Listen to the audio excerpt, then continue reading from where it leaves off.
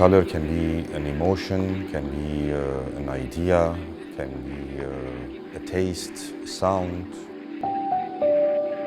We don't want to communicate color straightforward. No, we want to feel the color.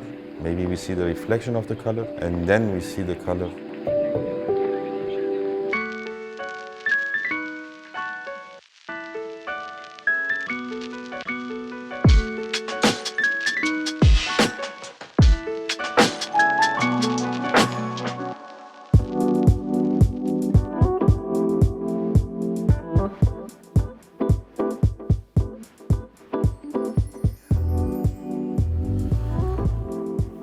I just came from a meeting with Hisham Mahdi and Hamad Baiti for the GLC campaign, which they decided to choose me as the art director to work on a concept about how we can show 2022 trends of GLC colors.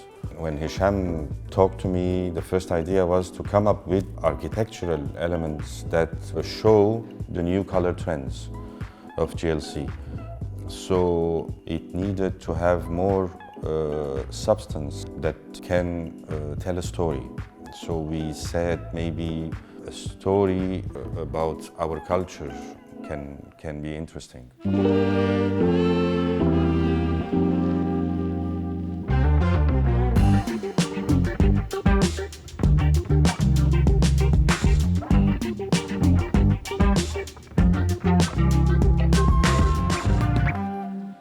So we came up with the idea of let's work on a piazza.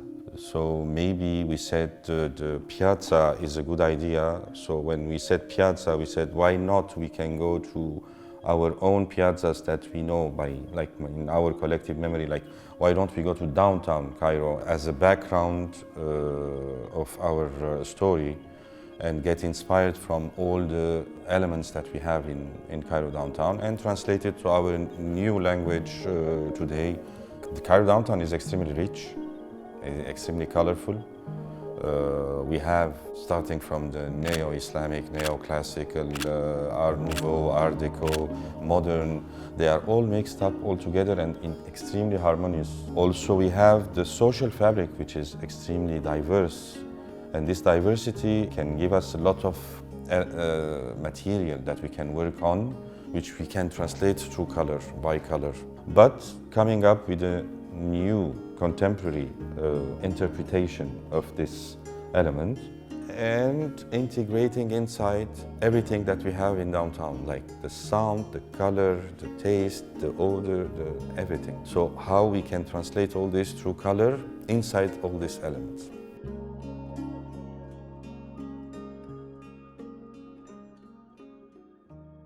Actually, I don't have any preferences to colors. I'm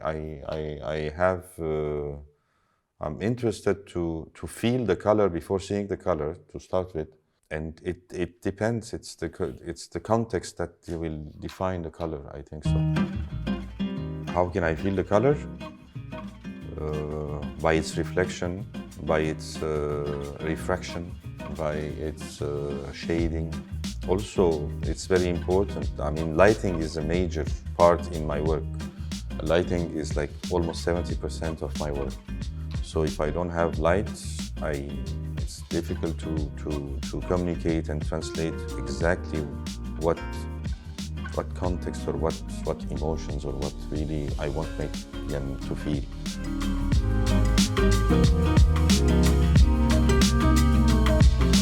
Actually, we might have also a problem because the space is too small, so we cannot integrate all the piazza all together. That's why maybe we can do like a half of piazza and put a mirror so we can have the piazza turning with us and complete it. Actually, also what can be interesting that this mirror that will continue our piazza can be distorted, and distorting mirror that can give us something that is totally unexpected. So we have our history that we are inspired from. We have our contemporary interpretation of our history, and then we have the future, which is the unknown. Also, one thing that is very important is that I don't want to see any color when we come from outside. The color has to be discovered.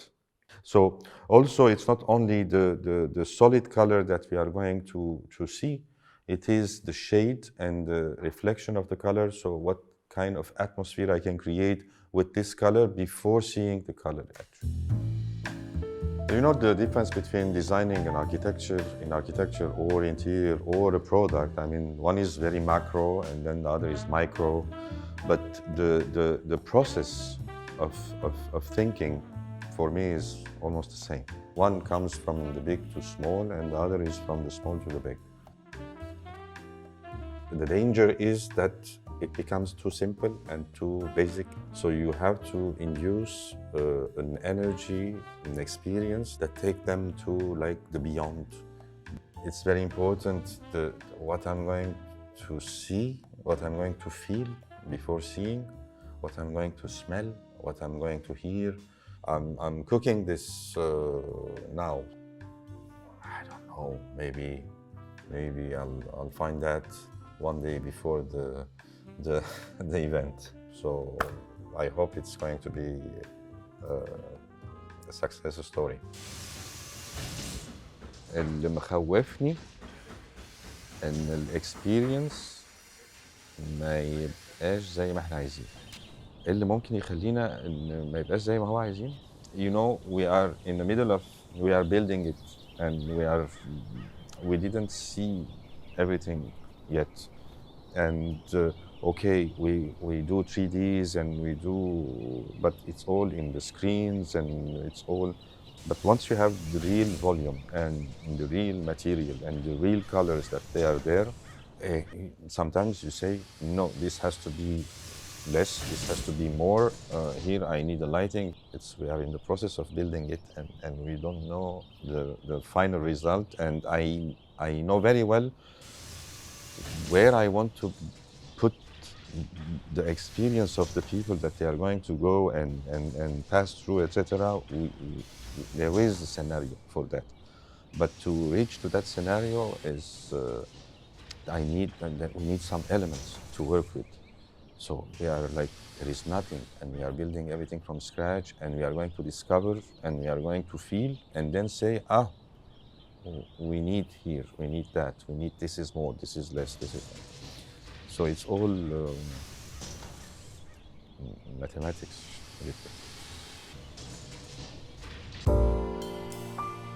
Cooking is my hobby, actually. After architecture and design and all the problems that we try to solve every day, I come home and I start to meditate by preparing food. Actually, I loved cooking because I had to cook, because I used to live in the beginning of my life alone in Paris, so I couldn't buy every day ready food, etc. So I had to cook. So I started to learn how to cook, to understand what is cooking.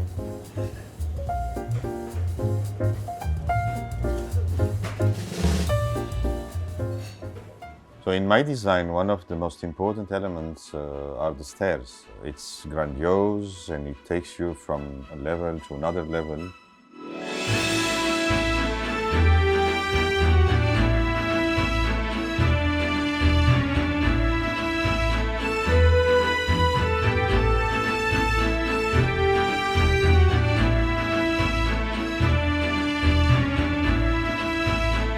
And in the neoclassical architecture, we have a certain layers that takes us from one state of mind to another state of mind.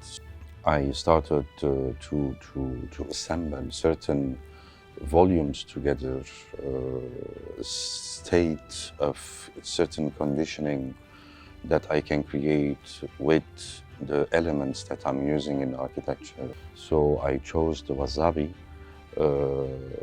collection, which also, it was like a way of going to basics and to nature and to the essence of things.